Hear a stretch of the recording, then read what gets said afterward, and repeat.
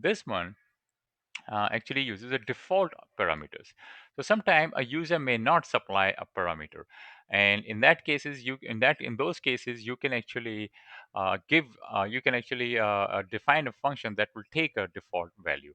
So in this case I'm saying that add, and in this case this is my add function, and it's going to take a default value for a is 0 and the default value for b is 0.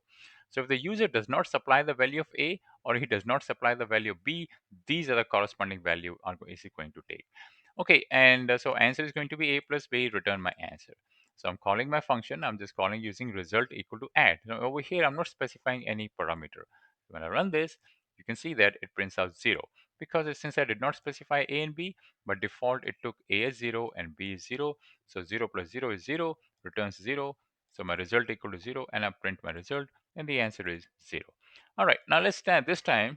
Let's let me just come over here. All right. Okay. Now let's call this add 3 now. So add 3 is going to take my a is going to become 3 now, but I did not specify b in this case. So since I'm not specifying b, my default value of b is going to be 0. So when I run this function now, it's going to print 3. So your a is 3, your b is 0. So 3 plus 0 is 3, and return 3. So my result, it captures the value, it becomes 3, and I print my result is 3 right here. Okay, now let's run the same function again. This time I'm specifying all my parameters. My a equal to 3 and my b is equal to 4 now. Okay, so this one, it actually overwrites the default value. Default value is no longer being used. 3 plus 4 is 7, returns the 7, and then when I run this, it's going to print 7 right here.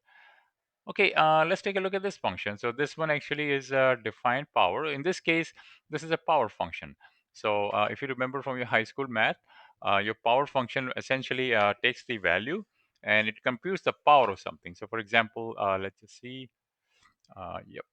So let's say you want to calculate 3 to the power 2. So this is 3 times 3. And the answer is 9. So how do you emulate a behavior like this? You write like this: 3. In Python, you go like this: 3 like this. Okay, this is how you emulate or simulate this particular operation. Okay, so in this case, I'm using my power. I'm defining a power function, my base. And if the user does not give the exponent, then default value is 2. And my answer is going to be a base to the power exponent and return the answer. So let's call this function. In this case, I'm calling with power 3. So this, my base in this case became 3, but I did not specify my exponent. So when I run this, it's going to it's going to actually compute 3 to the power 2. So the answer is 9. As you can see, I did not specify my exponent. So by default, it took 2. Now let's specify my base. Sorry, my exponent in this case. So in this case, my exponent is 4. So now it's going to do 3 to the power 4.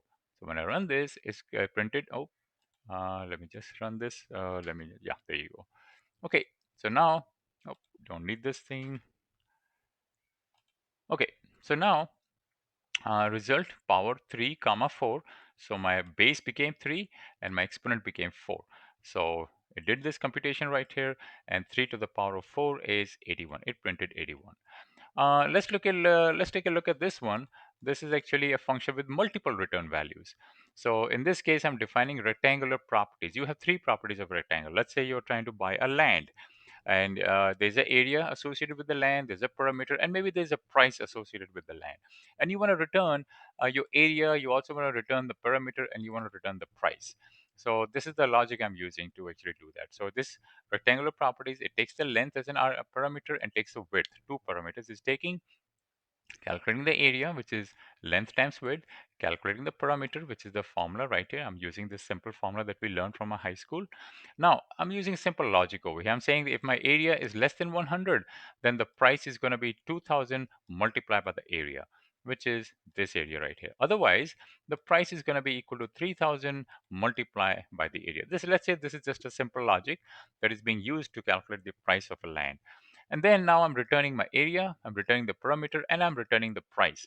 All these values were calculated inside your function right here. Okay, so I'm calling this function now, and in this case, I'm saying result equal to rectangle properties 5 comma 10. So my length My length in this case is 5 and my width is 10. Let me remove these parts. Alrighty, there you go. Okay, so I run this result and I run this, and there you go. So I capture the value inside result and I print my result, and you can see 50, 30, and this number comes over here. Okay, so that's basically, so my area is 50 right here, my perimeter is 30, and my price is this right here. Maybe now I want to extract each one of them individually. That's called unpacking. You want to unpack the result. You can do that too. So my first is your area, right? So I'm saying my AR, which is short for area, equal to result 0, result at index 0. My parameter is at result index 1. This is my result index 1 right here. And my price is result at index 2. So which is this right here. And then I'm printing my each one of the values individually. So when you run this, it prints out my area, parameter, and price, each one of them separately. All right, gentlemen, I hope this session helps.